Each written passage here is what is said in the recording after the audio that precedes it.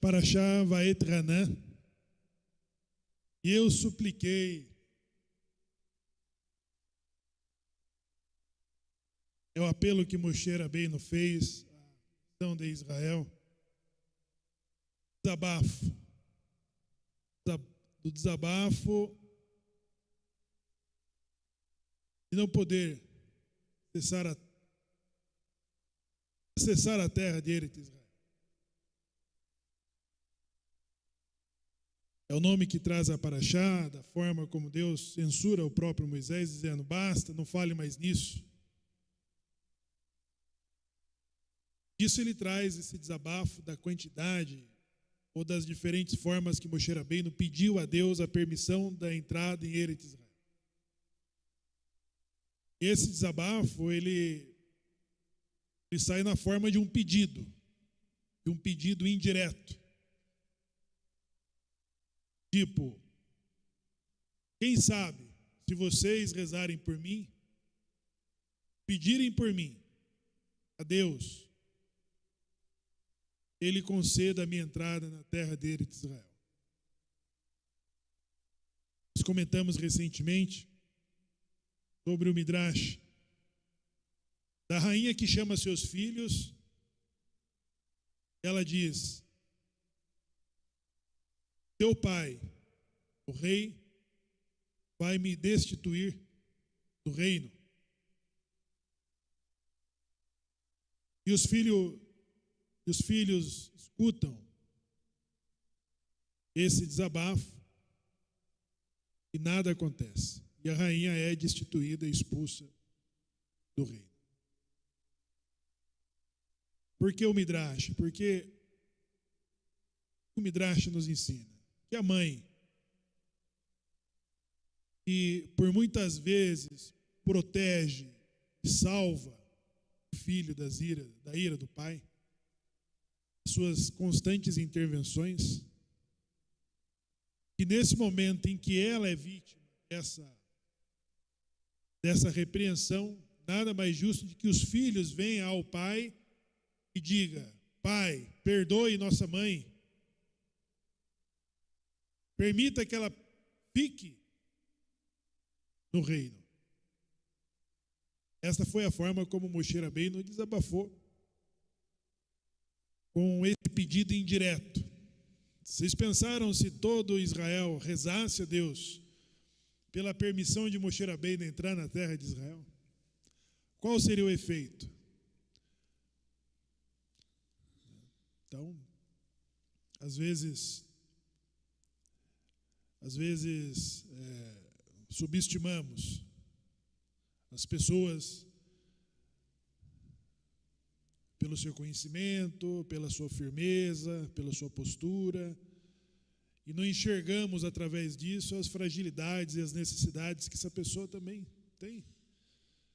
E de que as nossas orações e os nossos pedidos, ela também devem alcançar todas as pessoas, mesmo as pessoas linhas de frente, que fazem frente às diversas situações. Elas merecem ter os seus nomes inclusos nos pedidos, nessas manifestações em que nos apresentamos a Deus. Pessoal, Vaetranã, ele, como todo o livro de Bereshit, de Devarim, ela vai nos trazer essa memória de Moshe Rabbeinu, de todas as experiências que teve com Israel ao saírem do Egito. A saída do Egito. E é dessa memória que Moisés está usando para falar com a segunda geração, que são aqueles que nascem pelo deserto. São aqueles que nasceram. É a geração que merecerá entrar em Eretz Israel na liderança de Yehoshua ben Nun e de Elazar ben Aharon. Eles entrarão. Então toda essa memória, toda a experiência de que Moshe Rabbeinu acumula nesses 38 anos, nesses 40 anos, em que toda aquela geração que sai do Egito, ela morre no deserto, e tudo isso agora está sendo colocado em favor da geração que vai entrar em Eretz Israel, que vai conquistar a terra. Nós tivemos aqui a repetição da leitura dos 10 mandamentos, daquilo que foi citado em Êxodo 20, a repetição da experiência máxima de que Israel alcança através de Moshe Rabbeinu. Não é à toa que Moshe Ben Maimon vai colocar Moshe Rabbeinu, vai colocá-lo como pai e mestre de todos os profetas. Não é à toa que o mesmo, os 13 princípios da fé judaica, vai afirmar que a lei que Deus entregou no Sinai, ela jamais será substituída ou será alterada. São as mesmas leis, são os mesmos mandamentos, através do que Deus, de que Hashem nos revela através de Moshe Rabbeinu. E é dessa experiência máxima que nós temos as lembranças que a desproporção que Israel representa hoje no mundo, na existência, na civilização, numericamente, ela não é nada diante dos feitos, da moralidade e das contribuições que a presença judaica trouxe ao mundo. Antes de 1938, éramos quase 17 milhões de judeus. 17 milhões de judeus, 1938. Hoje, estamos nos aproximando, passando de 13 milhões de judeus. Ainda vivemos os efeitos da redução populacional do Holocausto, em que tirou desse número 6 milhões de judeus. E que desses 6 milhões de judeus, muitos deles não tinham memória, não tiveram memória.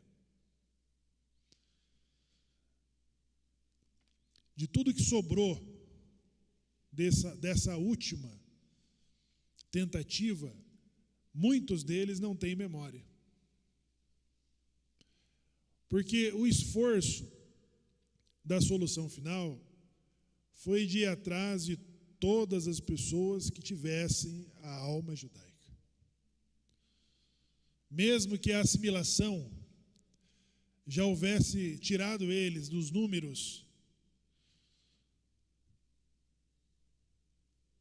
das contagens e das fileiras judaicas, a Gestapo os trouxe de volta. É por isso que hoje todos os memoriais, seja em Israel ou em qualquer outra parte do mundo, ela fala de muitos judeus dos quais as memórias não são conhecidas. Nesta mesma porção, de Vaet Hanan, a afirmação de que ser espalhado para reverenciar Deus de pau e Deus de pedra entre as nações.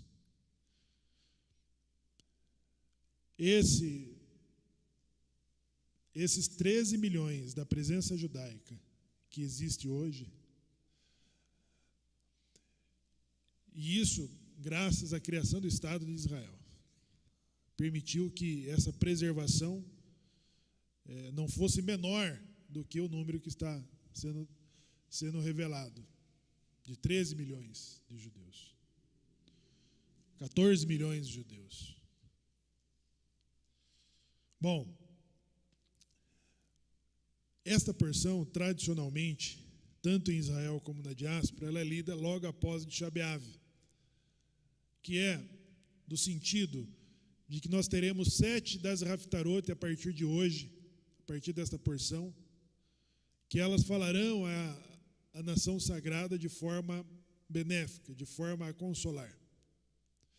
O profeta Eshayahu, que está entre os profetas que trazem duras admoestações, duras repreensões, ele também está entre os profetas que consolam Israel.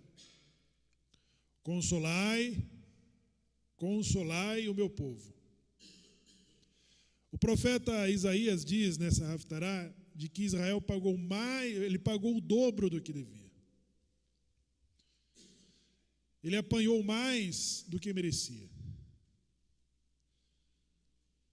Então todos os profetas, até Rosh Hashanah, das próximas porções de Devarim, todos eles virão trazendo o consolo depois de Tisha B'Av, depois da lembrança da destruição do templo. Consolai o meu povo, porque pagaram mais do que deviam. Quando que nós temos essa sensação? No lugar da vítima, que pagou mais do que devia, ou no lugar daquele que bateu, e o remorso depois toma conta e fala: eu bati mais, eu castiguei mais do que ele merecia, eu fui além. Muitos de nós, como filhos e pais, acho que temos essas duas experiências. Essas duas experiências.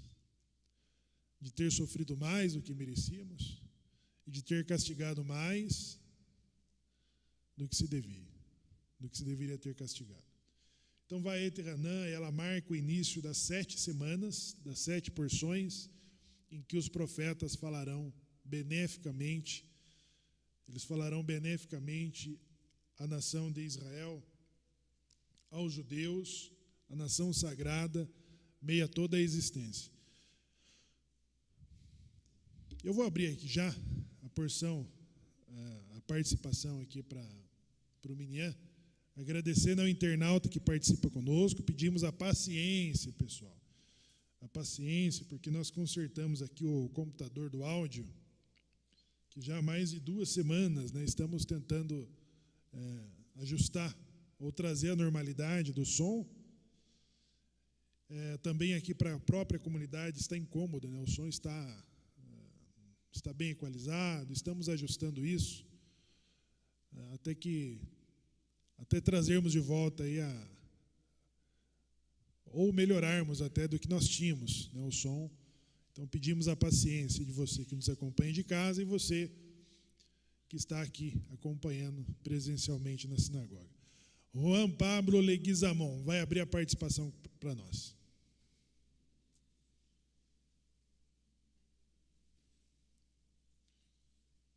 Shabbat Shalom, a congregação presente, e nós temos aqui mais ou menos 180 pessoas que estão, e através da Anunciem Brasil transformamos a sua casa numa mini sinagoga.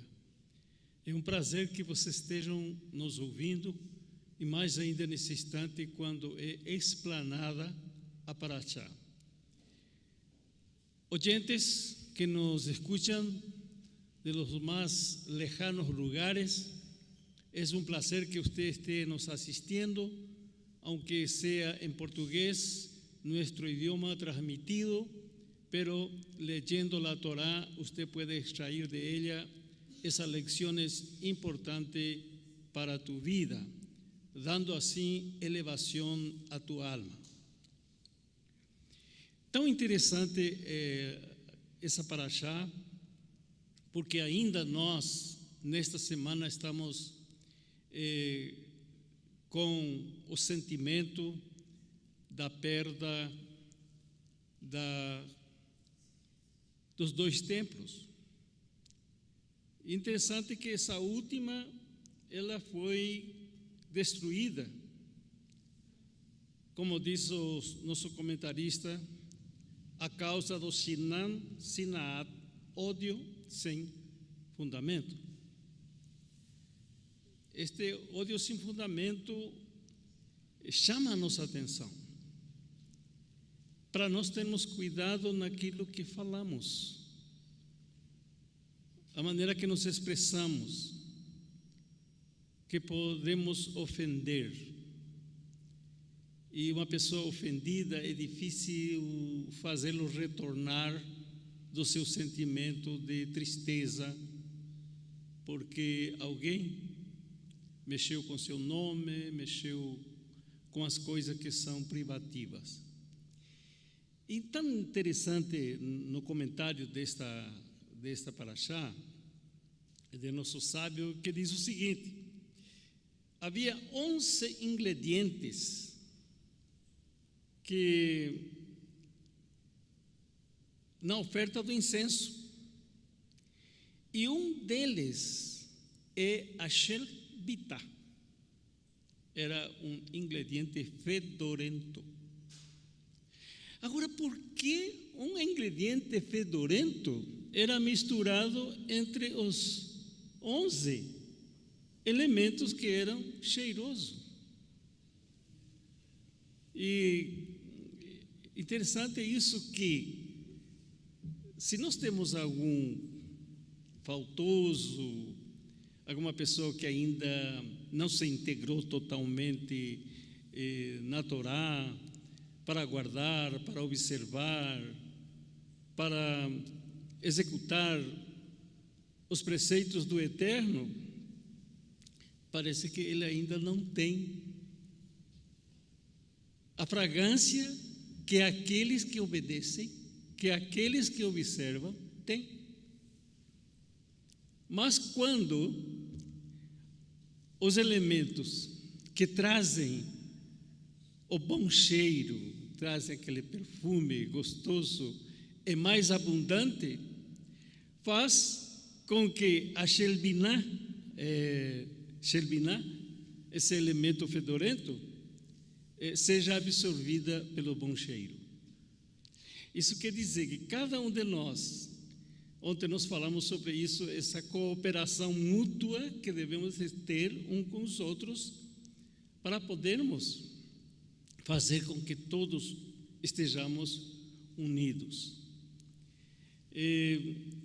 Essa lição tão importante que nos traz os comentaristas de nossa Parashá,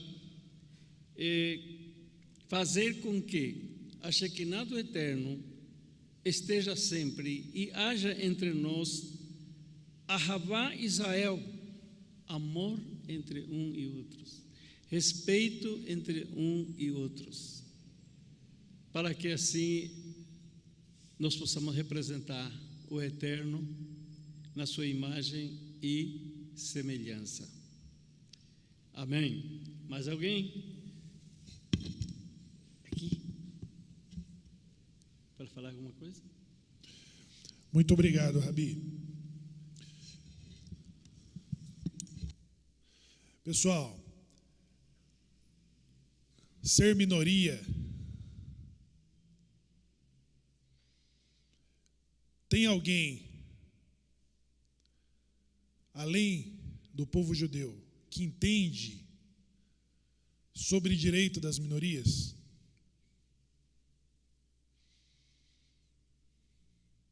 Nós representamos menos de 1% da população mundial.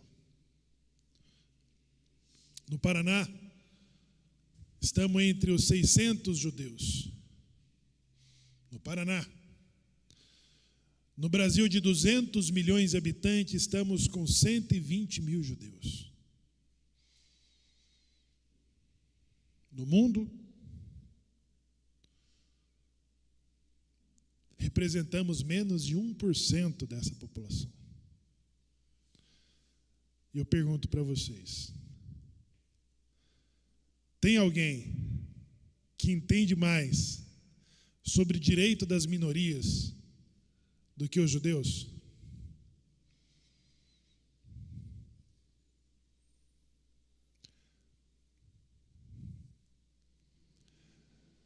Os judeus têm motivos de sobra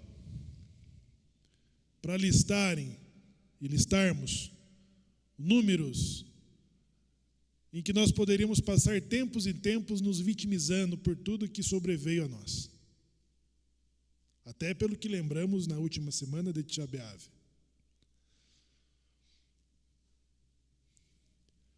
Quem pode falar sobre ter direitos caçados?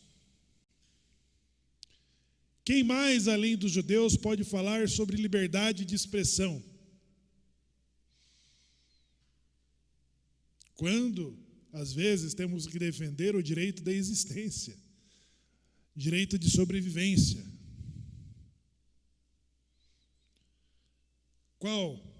dessas minorias, da segregação política, poderia discutir com qualquer judeu sobrevivente a todos os atentados.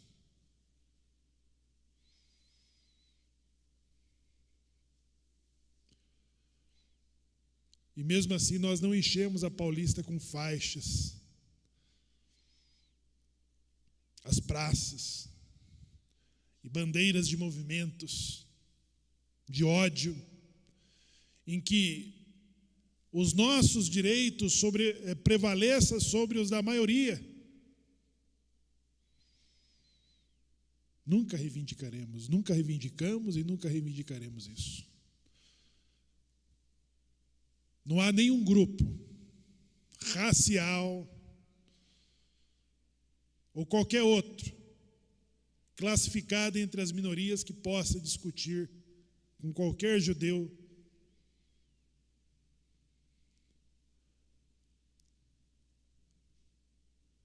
sobre direitos.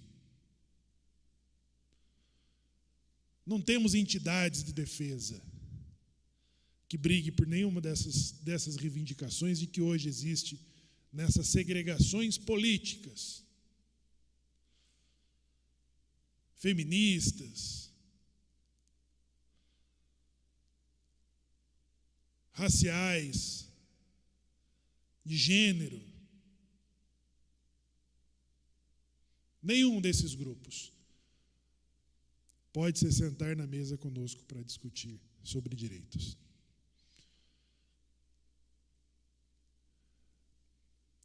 Olha, pessoal, nós teríamos motivos de sobra para nos colocarmos no nosso próprio lugar e cuidar dos nossos próprios interesses.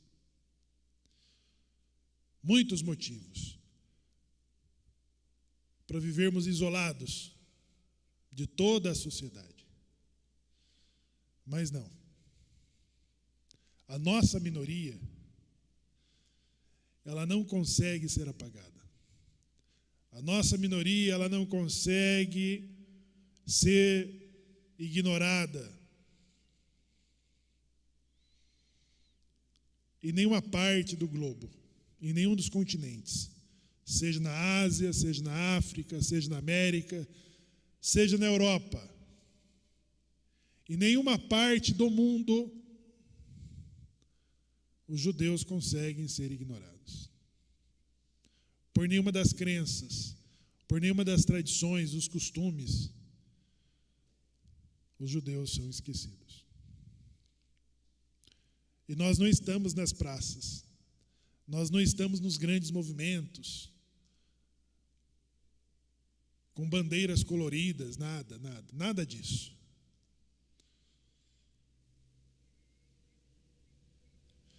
E ao invés de agirmos assim, do isolamento, de um confinamento, essa minoria massacrada, perseguida, ignorada, é a que mais contribuiu com a existência. Essa população que representa menos de 1% da população é a que maior acumula números de prêmios Nobel na ciência, na medicina, na arte, na física, na química, na tecnologia. O país, impedido de existir por 2000 anos,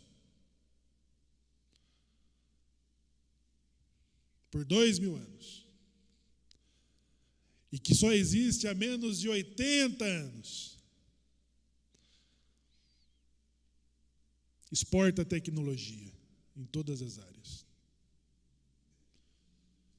Tudo que nós temos hoje do mundo pós-moderno é de contribuição judaica.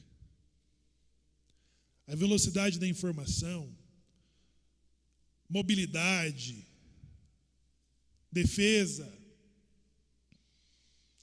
saúde,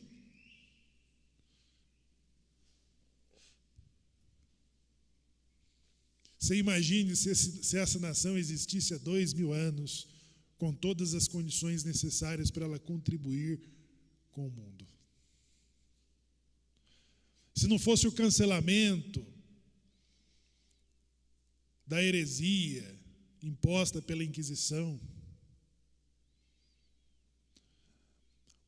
o país que existe há menos de 80 anos, mas com um povo de tradições milenares, há mais de 3.300 anos, somos lembrados pelas nossas tradições e do mandamento que recebemos do Sinai, da repetição de Vaet-Hanan. Moisés está falando com a nossa geração, conosco. Depois de 3.300 anos, Moisés está falando conosco. Vocês sabem o que é isso? E nunca Israel esteve no topo das civilizações como estiveram os babilônicos, os persas, os gregos, os romanos, a Espanha, a Alemanha, a Península Ibérica, a França, a Turquia e os Estados Unidos. Nunca Israel esteve no topo de nenhuma dessas posições.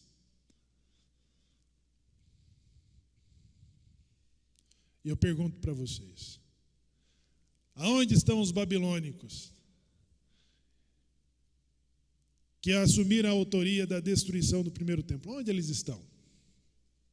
Quem são eles? Aonde estão os gregos que profanaram nossa casa? Porque eles tinham uma grandiosidade cultural muito mais elevada do que a do judaica. Cadê os gregos? Aonde eles estão? Aonde está o Rogério? E os romanos? Aonde estão os romanos que mudaram o nome da nossa cidade, que fizeram uma moeda em comemoração aos judeus capturados e que destruíram o nosso templo? Onde estão esses romanos hoje? Cadê? Quem são? São objetos de museu. São sítios arqueológicos, estudos de antropologia, de sociologia, de historiadores, da arqueologia. Essas grandes civilizações que chegaram ao topo da escada, na visão de Jacob, subiam e desciam. Eles subiram, mas desceram.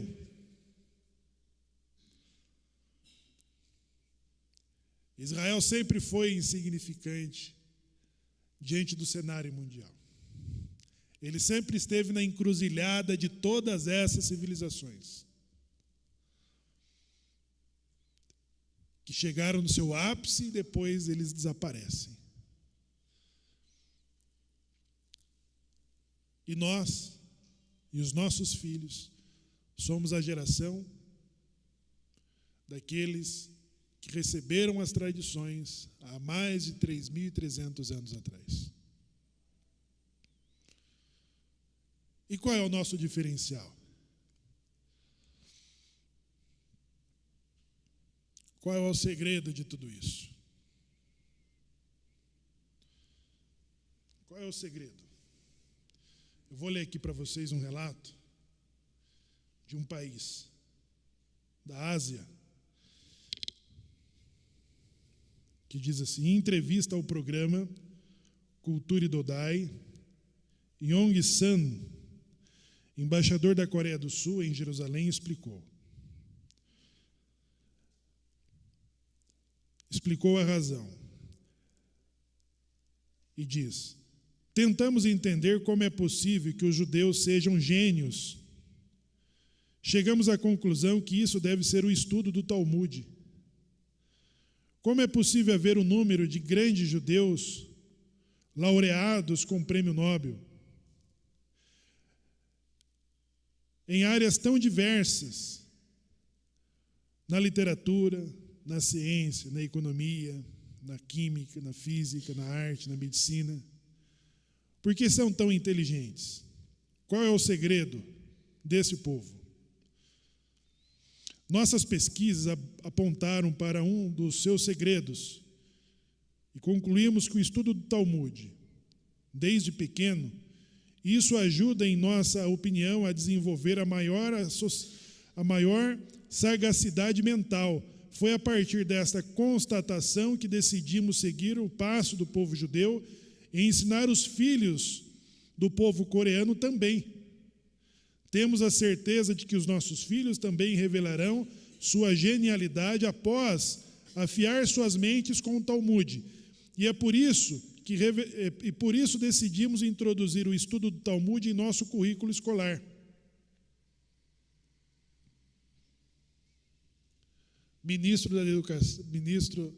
O embaixador falando sobre a decisão da Coreia em adotar uma literatura judaica como disciplina curricular da escola.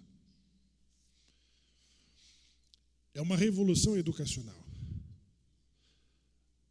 Há mais de 15 anos, nós estamos testemunhando a evolução da Coreia do Norte, da Coreia do Sul,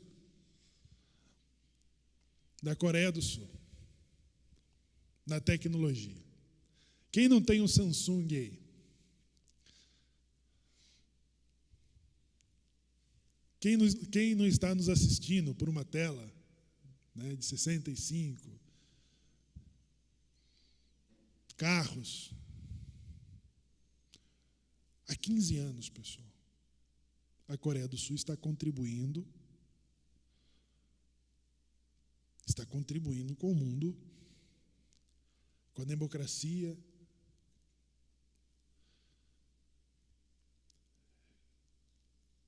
com a música.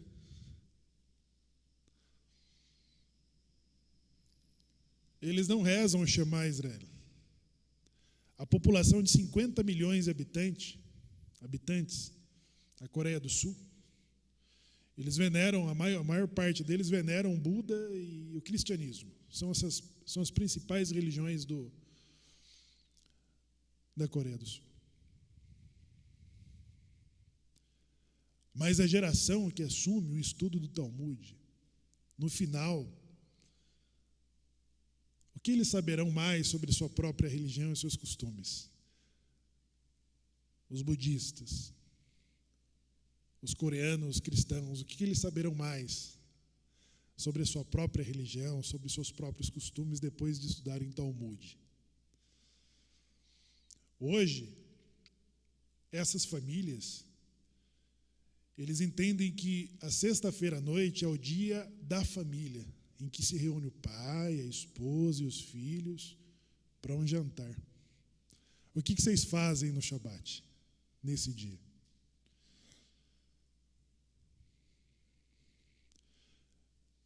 Eu estou falando isso porque Moshe Rabbeinu, ele fala nesta parashá dizendo que vocês serão conhecidos pelos povos por causa dos mandamentos. Que gente, povo, tem mandamentos tão sábios como esses?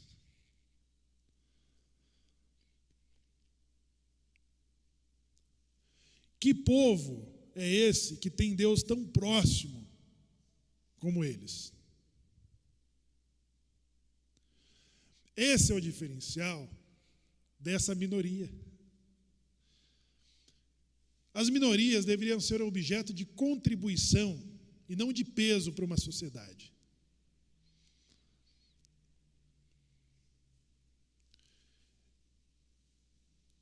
Fazer parte de uma minoria que quer ser peso para o Estado, que quer se impor sobre os direitos da maioria, qualquer discurso que vem para o meu lado, que vem nessa direção, não tem validade, não tem objeto, não tem utilidade. Mas nós estamos falando de uma minoria do qual os seus princípios morais seus mandamentos, suas observâncias. Preserva um povo por milênios.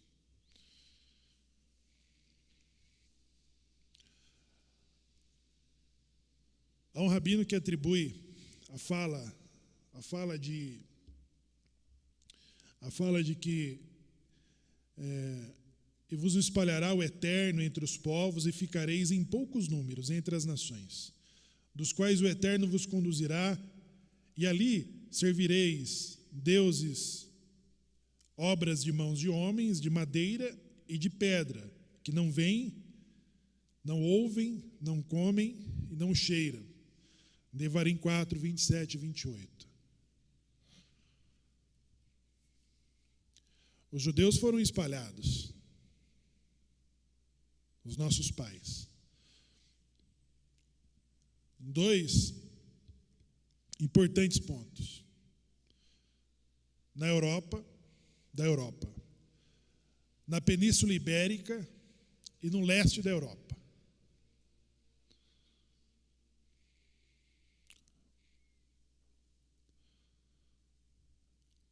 Os judeus da Península Ibérica sofreram com a Inquisição espanhola, cristã e também com a Inquisição árabe. Judeus convertidos ao cristianismo e judeus convertidos ao islamismo. Os judeus do leste da Europa sofreram diretamente com as inquisições cristãs. Vocês já assistiram Violinista no Telhado? O clássico musical? Então, quem não assistiu, deve ser uma regra para bar mitzvah, né? Tem que assistir o Violinista no Telhado. Passou dessa fase, nós vamos entender e conhecer um pouco do que passou. Esse musical, esse clássico, o Violinista no Telhado, mostra sobre o que enfrentaram os judeus do leste da Europa, da Lituânia, da Polônia, da Rússia. Eram judeus que tinham senso de humor. E quando você tem senso de humor? Quando que nós temos senso de humor? As pessoas tendem a ter senso de humor quando ela tem aumento de salário, quando chega 13º, quando ela tem sucesso, quando ela é elogiada. O que mais? O que mais que motiva a simra, o senso de humor? Nascimento de um filho, troca de carro, casamento. Mas esses judeus do leste da Europa, eles estimulavam o senso de humor, fazendo piada deles mesmos e distraindo a população opressora com esse humor e as suas habilidades com o violino. Existe uma cena no Violinista no Telhado em que o comandante da guarda dos Aquizares,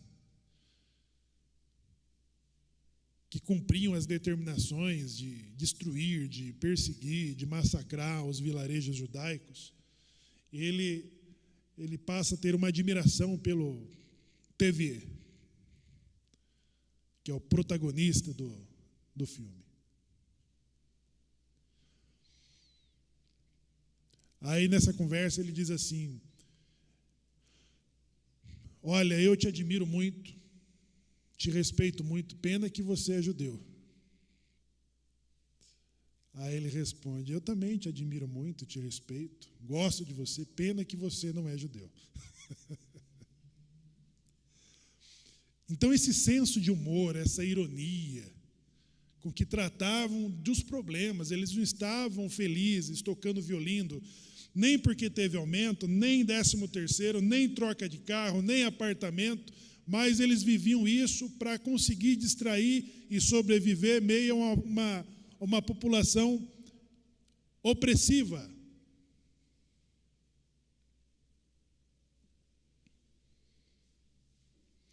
Eles saíam e não sabiam se quando voltar suas coisas estariam no lugar, se as suas produções de trigo, suas produções agrícolas estariam ali ainda, se não teriam sido incendiadas, seus celeiros. Eles criavam uma atmosfera para distrair e apaziguar os ânimos daqueles que eles compartilhavam a sua vizinhança.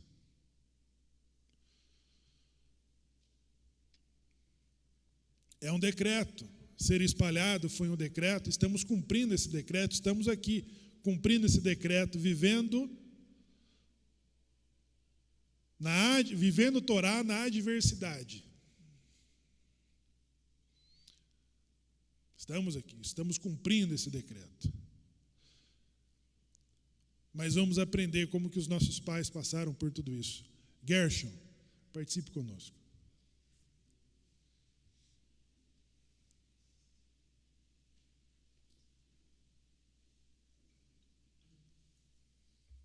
Shabbat Shalom a todos. A Torá nos conta que Moshe Rabbeinu teve o privilégio enorme de poder contemplar um pouco a figura de Hashem aqui em Olamazê. Mesmo ele, a Neshama dele, a alma dele estando aqui ainda nesse mundo, Olamazê, ele pôde contemplar um pouco do esplendor de Akadosh Baruch Hu. E os nossos sábios contam que o que ele conseguiu enxergar de Hashem foi a parte de trás de Hashem. Conseguiu enxergar os nós do tefilim de Hashem. E aí os mesmos sábios fizeram a pergunta de que se Hashem usa o tefilim, o que está escrito dentro do tefilim de Hashem?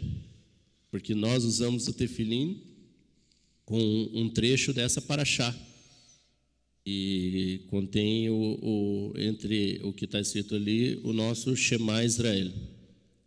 Então, se nós usamos o tefilim com o Shema Israel, o que Hashem usa no tefilim? E os sábios mesmos respondem que dentro do tefilim de Hashem está escrito que não há nenhum povo nessa terra que possa ser comparado ao povo de Israel, a nós. Nós temos esse mérito de ter sido escolhido por Hashem como um povo querido, um povo elevado acima de todos os outros povos, e essa paraxá nos conta isso. Esse povo ele é tão diferente dos outros povos que, como o nosso Rosh disse, grandes civilizações que dominaram o mundo em suas épocas de auge sumiram e acabaram. Não se ouve falar mais delas, não sabemos nada delas além do que estão nos livros de história. E o nosso povo, ele é tão diferente, ele é tão poderoso, é tão abençoado por causa dessa proximidade com Hashem, que nós fomos perseguidos aqui nesse chão que a gente pisa, nesse país, Brasil, e estamos brasileiros, né? Não somos brasileiros originais. Nós somos perseguidos aqui logo após os europeus chegarem aqui, logo após o ano de 1500. E de Antônio Bicudo, que é um dos meus antepassados e antepassados de outros primos que nós temos aqui na nossa comunidade, já se passaram 15 gerações aproximadamente. E a igreja cristã, a Inquisição, tentou enterrar o nosso judaísmo aqui no Brasil. Nós somos perseguidos, nós somos mortos, nós fomos humilhados, e eles enterraram tão fundo esse judaísmo de boa parte da população brasileira que a gente brotou. E estamos brotando. E como nós fomos enterrados bem fundo na história brasileira, da onde nós viemos também as nossas raízes estão bem fundo, a ponto de Baruch Hashem, hoje nós descendentes, nós Bnei Anusim, estarmos num Shabbat dentro de uma sinagoga. Eu com o mérito de ter o meu primogênito lendo a Torá, circuncidado, e Baruch Hashem sem nenhum tipo de opressão mais da Inquisição. E nessa paraxá é onde se encontra também o nosso hino nacional, o nosso Shema Israel, a nossa reza que nós fazemos todas as manhãs e todas as noites. Então, eu gostaria também de, aproveitando esse gancho, e ciente de que existem muitos irmãos meus, primos, descendentes desses judeus perseguidos aqui, que estão nos assistindo nesse momento, e às vezes sentem essa chama dentro de si, essa coisa que incomoda ele, porque ele sabe que não está no lugar certo, ele sabe que lá no Deus de pau, lá naquele onde tem aquela figura de uma pessoa pendurada, não é o lugar dele.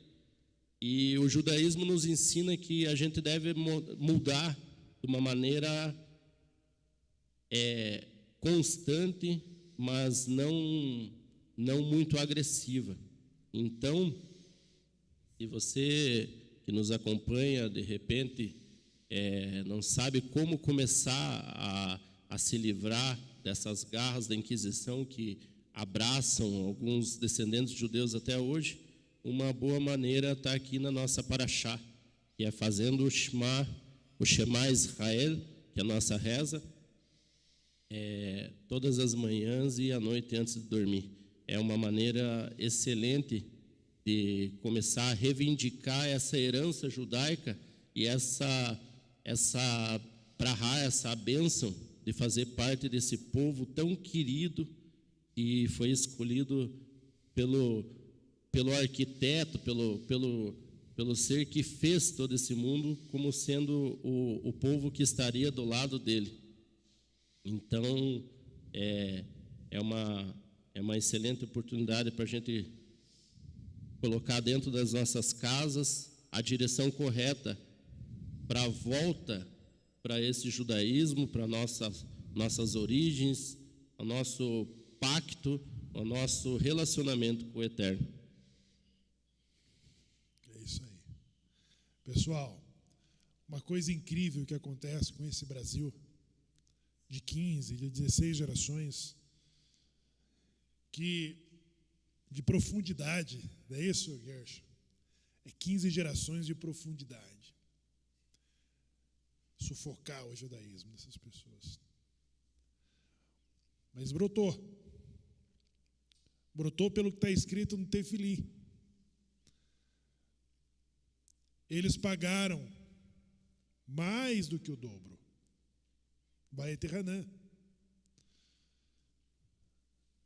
Profeta Eshayahu. Consolai, consolai o meu povo, porque eles pagaram. Pagaram mais do que devia, pagaram o dobro do que devia. A permissão de hoje estarmos voltando a Eretz Israel é a forma como Deus está mostrando às nações de que o seu concerto com Abraão, com Isaac, com Jacob, está se cumprindo. O Ismael está aqui. O Gershon, o Cleiton, o Flávio, todas as pessoas estamos retornando para o nosso próprio lugar. Eu me lembro da entrevista, acho que é a última entrevista que eu vi de Anita Novinsky, e que, na sua idade avançada, já com algumas dificuldades, de uma mente que falhava mais que o nosso microfone, ela conseguia trazer coisas incríveis de toda a experiência de contribuição que essa mulher traz à história do Brasil. A essa história. História de novos dados, documentos, informações. A Anita disse: sobre os interesses. Quem são os interessados na causa no Sim? Anita, inserido dentro da principal comunidade brasileira, que é a comunidade paulista.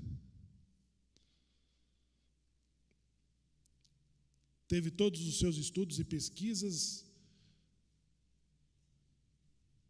Não foi dentro da Yeshivá, nem de uma grande sinagoga. Foi a USP, a Unesco, o Ministério da Educação. Nessa entrevista ela afirma o seguinte, falou: eu nunca recebi nenhuma ajuda da comunidade nas minhas pesquisas.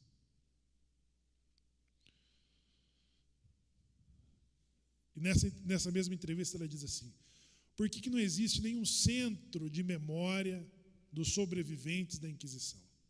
Sendo que na Torre do Tombo lá está todos os nomes dos que enfrentaram esses tribunais.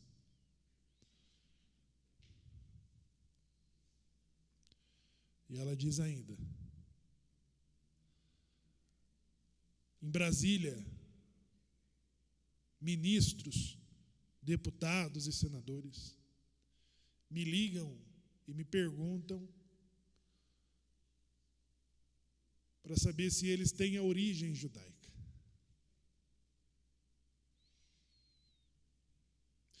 É nessa entrevista, Cleito, que ela diz quantos milhões a causa no Sim recebeu na contribuição dela de diferentes lugares. Sabe por quê? Porque não é só aqui. Aldo Rebelo, Haddad, existem figuras de grandes e importantes prestígio e de menos prestigiadas que têm interesses.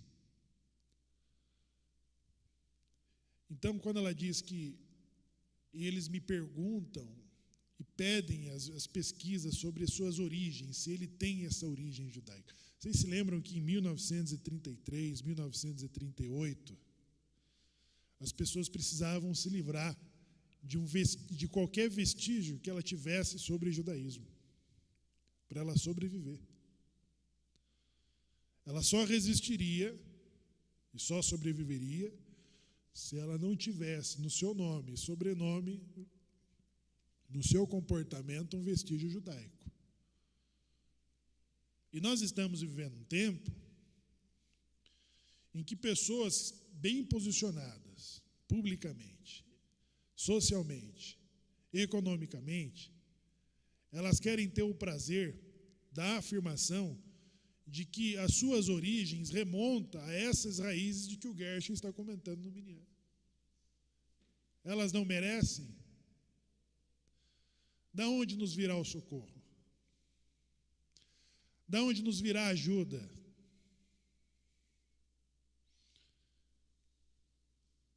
Ela disse: eu não recebi nenhuma ajuda da comunidade judaica para as minhas pesquisas.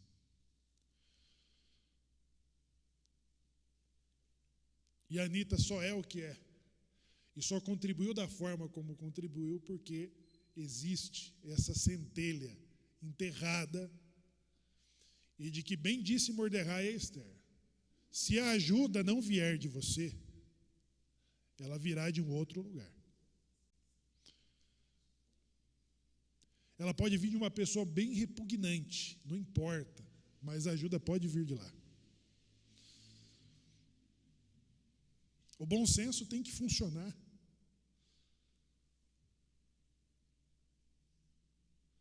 O bom senso, eu sou crítico a um governo como o do Lula, mas foi no mandato dele que o Ministério da Educação de Haddad ajudou essa pesquisa, que é do meu interesse, do interesse dos meus filhos e de qualquer uma das famílias que estão aqui ou nos assistindo. Então, nunca podemos nos omitir de dar a nossa contribuição. A nossa contribuição, ela precisa ser feita.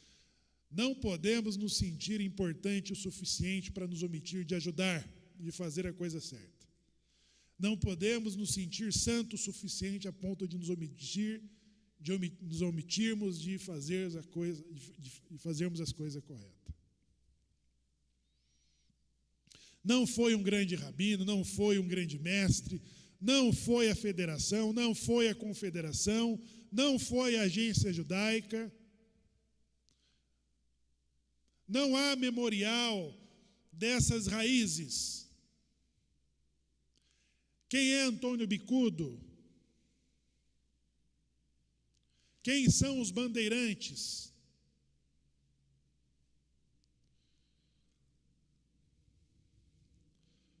Nós temos abolicionistas, como Joaquim, judeu, transitou na corte imperial. Mas aonde estão esses escritos? Aonde estão essas contribuições? Da onde nós devemos esperar essas respostas? Entendeu?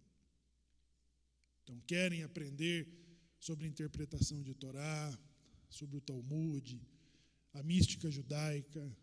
Estão aí todos os mestres, as sinagogas, as yeshivot, que contribuem, que contribuíram e que contribuirão e continuarão a contribuir com isso. Mas se você quiser saber sobre suas origens e contribuir sobre isso, não são eles que vai nos ajudar. Não é. Juan Pablo. Uma das coisas que está sendo falado aqui, o colegão aqui já falou. Bilham falou o seguinte: esse povo habitará só, e entre as gentes não serão contados. Nós que somos praticantes do judaísmo, temos em nossa família opositores. Não entendem por que acendemos as velas, não entendem por que guardamos Shabbat, não entendem por que a nossa comida é kosher, não entendem por que as nossas festas. E nós temos que ser pacientes com essas pessoas que não entendem, porque não adianta explicar. Não adianta explicar, porque está tão enraizado a maneira que eles creem contra nós. Eu fico quieto. Vem me perguntar certas coisas, não respondo, porque não adianta. Sempre a minha argumentação não vai estar de acordo com aquilo que eles creem. Então é melhor ficar em silêncio. E a sabedoria também, a não ser que a pessoa verdadeiramente esteja interessada, que verdadeiramente queira. Então a nossa geração vem sofrendo desde que existiu essa oposição do qual o nosso Rosh está falando, e vocês estão entendendo, compreendendo isso. Então temos que ter paciência, porque nós habitaremos sempre só, e entre as pessoas não seremos contados. A Anita também disse nessa mesma entrevista que ela enfrentou desafios a trazer à tona os crimes da igreja, porque ele estava mexendo nos processos dos tribunais do Santo Ofício. Ela mexeu diretamente. Nós vimos uma cena de racismo que aconteceu em Portugal, acho que semana passada. Era um racismo racial. Mas a presença judaica em Portugal pode falar o que é ser judeu em Portugal. Anita Novinsky, ela fez um enfrentamento não só com Portugal, mas com toda a igreja, trazendo à tona os crimes da igreja.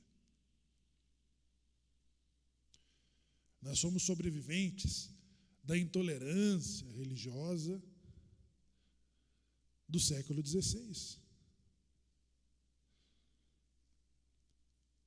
E ela fala assim, que padres e bispos me consultam para saber se eles são judeus. É incrível isso, pessoal. Isso é uma coisa que, depois da criação do Estado de Israel, nós não esperávamos ver outras coisas tão interessantes, tão importantes como essas. De termos padres, bispos. Eles não estão interessados em mudar da sua religião, não, mas eles querem saber se eles fazem parte, se eles também são sobreviventes. Então, agora, para nós concluirmos com a reflexão dessa paraxá, Moshe Rabbeinu, ele usa todas essas atribuições, esses atributos do povo, para usar da memória daqueles que testemunharam a máxima experiência da revelação de Torá. A máxima da experiência da revelação de Torá foi daquela reserva de que tinha todos os hebreus que estavam seguindo Moisés, estavam ouvindo Moisés, decidiram juntar as suas coisas para sair do Egito, tiveram que decidir se atravessariam o mar, tiveram que decidir se eles andariam por aquele deserto, mas sem ter a certeza quem é que estava por trás desse homem. Moisés estava levando eles milagre pós milagre. Porque alguém pensaria, certamente esse homem não está sozinho, mas quem é que está com ele? Então Moisés ele cita essa experiência nesta leitura, dizendo que quando vocês ouviram a voz do Sinai, dos trovões, da visão, e vocês ouviram esses mandamentos, e vocês me disseram, como pode o homem ouvir a Deus, um Deus vivente, e continuar a viver?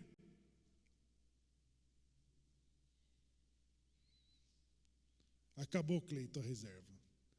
Agora todos, crianças, de crianças aos idosos, todos eles agora tinham certeza de que Moisés era o pai e mestre de todos os profetas.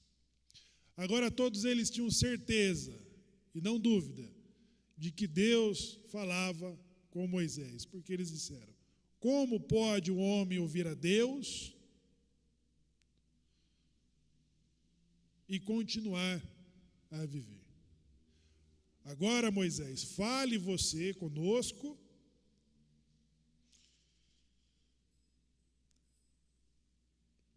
para que não morramos. E Moisés vai se tornar o legislador, que é o motivo do nosso encontro todas as semanas. O legislador da Torá escrita, dos 10 pronunciamentos, dos mandamentos que hoje são objetos da teologia cristã, que é o fundamento do Alcorão, do protestantismo, do budismo e de todas as outras religiões, que olham para esses mandamentos e diz: qual povo tem mandamentos tão justos e agradáveis como estes? Que povo há na terra tão sábios como eles? E qual povo há na terra que tem um Deus tão próximo como eles? Esse é o motivo de nós estarmos aqui. A fidelidade de Hashem, o pacto com os patriarcas e a força da sua Torá. Os nossos profetas, eles só se tornaram necessários mediante a nossa dureza, a nossa resistência, mas eles também vêm em favor dessa Torá, para dizer: consolai, consolai o meu povo, porque eles pagaram mais do que deviam. Estamos na fase dessa colheita, desse retorno, desse brotar das profundezas, dos escombros, aonde tentaram apagar a nossa memória, a nossa existência, pensando de que nunca mais. Porque um foi o que nos enterrou e o outro, que soube aonde estávamos enterrados, não teve o interesse de nos desenterrarmos, de nos tirar dali, de nos ajudar, de nos acolher.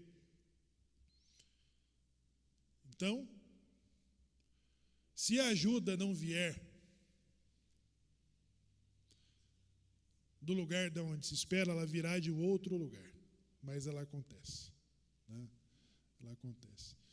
E que o Santo Bendito seja Ele possa iluminar a todos nós, todos vocês, iluminar os nossos olhos com a sua Torá, com a sua lei, e que, pessoal, a força de Vayet Hanan, possamos ser objeto de inspiração aonde quer que estejamos, nosso ponto de trabalho, de estudo, da nossa casa, dos nossos familiares, dos nossos amigos, dos nossos filhos, que possamos inspirar as pessoas através das nossas atitudes, das nossas escolhas, das nossas decisões, que as pessoas possam ver em você esse brilho e falar: quem é que tem princípios tão preciosos como eles, leis tão justas? Quem é um povo sábio como eles e que tem um Deus tão próximo? Estamos num momento favorável em que os céus está acolhendo o nosso retorno, a nossa aproximação. Com todas as nossas dificuldades, com todas as nossas impurezas, com todas as nossas sujeiras, limitações, medos, fraqueza, nós estamos retornando, nós estamos nos fortalecendo, nós estamos nos estabelecendo, como o Corravê, o nosso patriarca aqui.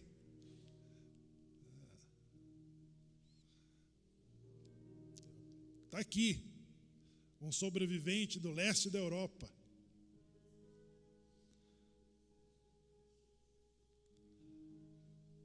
Com todos os outros. Então, assim, vamos fazer a nossa parte. Vamos trazer essa inspiração, né? E agora, pessoal, temos uma missão. Todos nós temos uma missão. E fazermos com excelência aquilo que estiver ao nosso alcance, cumprirmos, evoluirmos em tudo aquilo que aprendermos. Como diz a Shena Avraham: ande na minha presença e se aperfeiçoe. Então nós vamos nos endireitando gradativamente.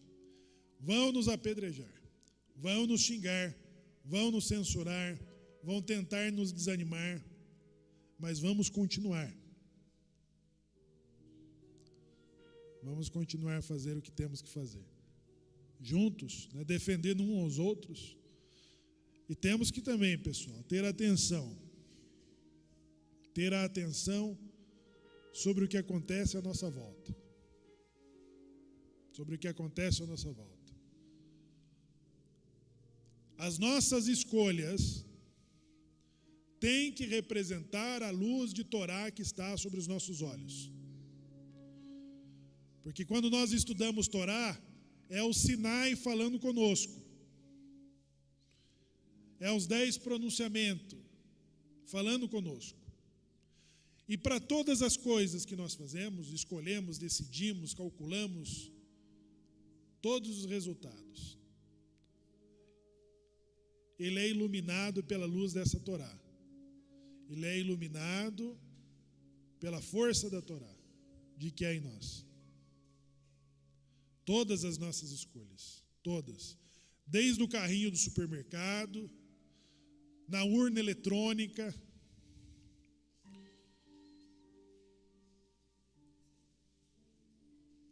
do conteúdo que assistimos, dos livros e da literatura que lemos, tudo isso tem que ser iluminado por Torá.